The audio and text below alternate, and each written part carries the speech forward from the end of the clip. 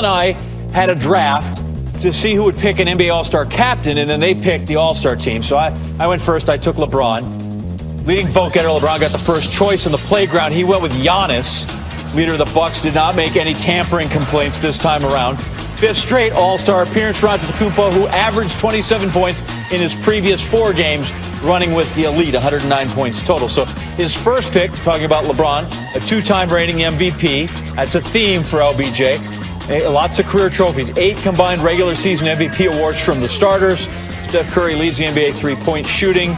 Then you got Luka Doncic, Nikola Jokic, and they're each averaging more than 27 points per game. All right, my guy KD, Kevin Durant, avoided all awkwardness and picked his teammate Kyrie Irving with the 2nd overall pick. That is how you keep things happy at home. Wasn't done there. It's a full-on reunion from Brooklyn this weekend. Durant also adding James Harden onto the squad. Also on Team KD, MVP frontrunner Joel Embiid of the East leading Sixers. He's got Kawhi Leonard, Jason Tatum, and NBA scoring leader Bradley Beal. And remember, Tatum finding his way into the starting lineup to replace KD, who's injured right now. Best record in the NBA belongs to the Utah Jazz. There are 2 All-Star players, Donovan Mitchell, Rudy Gobert, did not have draft status that reflected the team's lofty accomplishment. Mitchell, last pick for Team KD, and Gobert last on Team LeBron. Really, because like who needs defense in All-Star game? No offense, fellas. I just want to say something because there's no slander. There's no slander to the Utah Jazz, but you guys got to understand.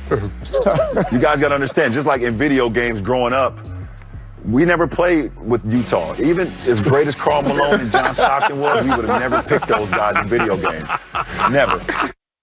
PS Team LeBron coached by, wait for it, Utah's Quinn Snyder. So rich. LeBron gets his banana boat buddy Chris Paul with him because you don't want to have any trouble when you go down there at the Bahamas. He also has Jaylen Brown, which means he'll have to play against his C's teammate Jason Tatum on the other side. Devin Booker, late ad, early pick. Stephen A., should there be an NBA All-Star game played this season? Respectfully speaking, I would say no.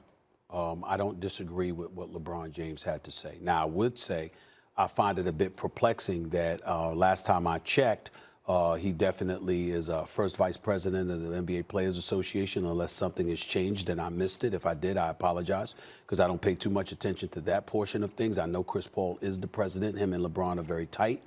They've known each other for years, and why they don't seem to be on the same page, I don't understand it, because the NBPA, led by Chris Paul and executive director Michelle Roberts, have been negotiating, and the anticipation is that there will be an All-Star game March 7th in Atlanta, Georgia.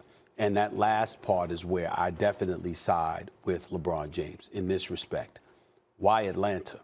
In the state of Georgia, we all recognize the fact that safety protocols and things of that nature in regards to COVID-19 have been a bit lax compared to places like California, New York, and various other places throughout the United States of America.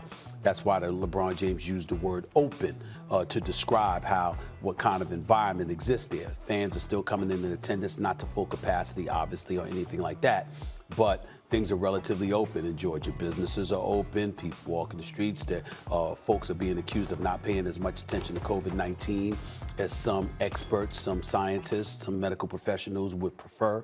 We've all talked about this. We've all lamented it. So when LeBron brings that up and he's talking about, the superstars of the NBA descending upon one locale, why would it be that?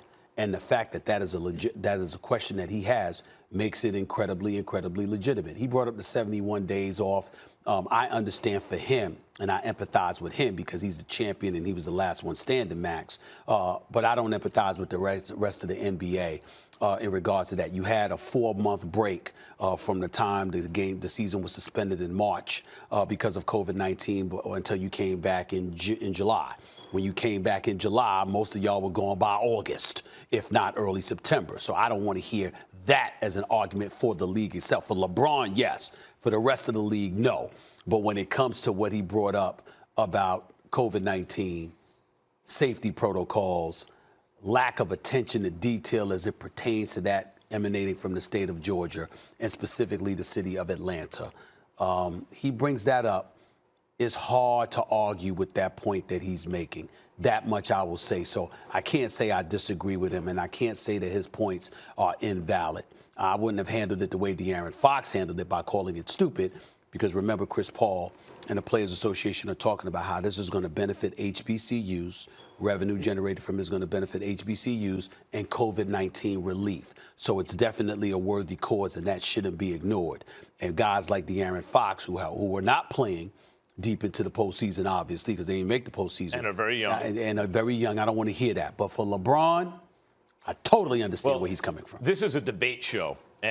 But in this case, we're not going to just manufacture debate, because we see this largely the same way. You used the word perplexing. It is perplexing because my understanding is Chris Paul pushed for this. Mm-hmm. So if Chris Paul is pushing for it, Stephen A., is it possible that it took LeBron James unawares? I don't think so. You would think that if Chris Paul is pushing for it, it would be on LeBron James's radar, but I guess we'll find out about that. Thanks for watching ESPN on YouTube. For live streaming sports and premium content, subscribe to ESPN+. All-Star Game coming up. James Harden probably going to be leading in those votes, but All-Star Game, as we know, going to look a little bit different this year. It's going down in ATL during the first weekend in March, but Atlanta Mayor Keisha Lance Bottoms has made it clear people should not come to party due to COVID concerns. Now, this is already on top of the fact that players like LeBron, Kawhi, and Giannis have already spoken out about having the game in the midst of a pandemic. Also, just a really packed and busy season. So, Stephen A., should the All-Star Game just be canceled this year? Believe it or not, I'm of that mindset right now. I do feel that way. I'm not happy about having to say that, because I support the NBA and its players and everything that they try to do, but they're not on the same page with this. Clearly, the players don't want this game, and clearly the league feels compelled to do so for monetary reasons. So you can look at it from that perspective, understanding that the league collectively bargained to have this kind of power, that it's really not a choice of the NBA. Chris Paul and those guys, everybody's been pointing the finger at the Players Association as if they've agreed to this. No, they have no choice. It's been collectively bargained, and as a result, they can negotiate stipulations and things of that nature to make sure safety protocol and safety measures are exercised and things of that nature. But the bottom line is they don't have any say as to whether or not there's going to be an All-Star Game. The league has say over that, and obviously they're trying to appease the networks to some degree. We get all of that. But here's the reality. The players and the league are not on the same accord in this regard. And now we have local government officials speaking out against this game taking place. When you see Atlanta Mayor Keisha Lance Bottoms, all right, speak out and talk about how she has concerns. She's spoken to the league and et cetera, and she knows that they're going to do that, but you're encouraging people not to come to Atlanta. You're encouraging people not to party and things of that nature, not to have a festive kind of atmosphere, which we totally understand, and is a very responsible thing for her to do on her part. If you're the NBA, you're standing alone on an island here. You're flying guys in the night before on private jets and things of that nature. They come in to have a game, the slam dunk contest, the three-point contest, whatever, with no fans in attendance. Remember, the weekend is supposed to be for the fans to celebrate the athletes and the athletes to celebrate with the fans in a star-studded weekend gala. That's really what it's supposed to be. How does that happen without the fans? I don't see that, and I just think that there's too much noise that's been made about this, and it might behoove them to just decide not to have the All-Star Game. That's just my feelings on it right now. Well, Stephen A., I started out disagreeing with you about this even before the show. But one thing I've considered has actually changed my mind, but I'm going to play devil's advocate here, and I want to tell you the one consideration, why I agree with you. The reason I agree with you is because what occurred to me, probably too late in this game thinking about it, was this is not like, well, they're playing games all over the place. What's the difference?